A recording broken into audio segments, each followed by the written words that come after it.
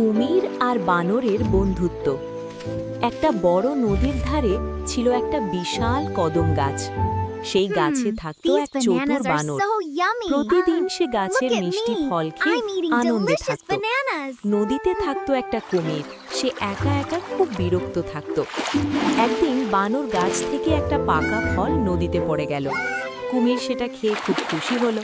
সে গাছের দিকে তাকিয়ে বলল, বন্ধু, তোমার ফল খুবই মিষ্টি। বানর হেসে বলল, তুমি চাইলে প্রতিদিন আমি তোমাকে ফল দিতে পারি। এইভাবে দুজনের মধ্যে বন্ধুত্ব হয়ে গেল।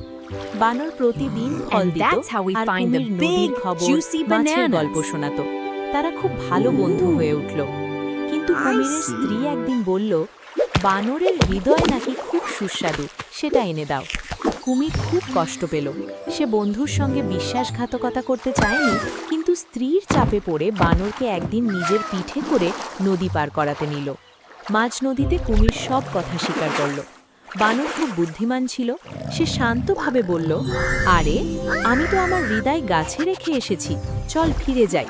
কুমির বিশ্বাস করে ফিরে গেল। বানর দ্রুত গাছে উঠে পড়ল এবং বলল, বন্ধুত্বে বিশ্বাসঘাতকতা করলে বন্ধুত্ব for থাকে না। wisdom can be কুমির found in the লজ্জায় most মাথা নিচু করল। unexpected সে বুঝল places. সত্যিকারের বন্ধুত্বের মূল্য কত বড়।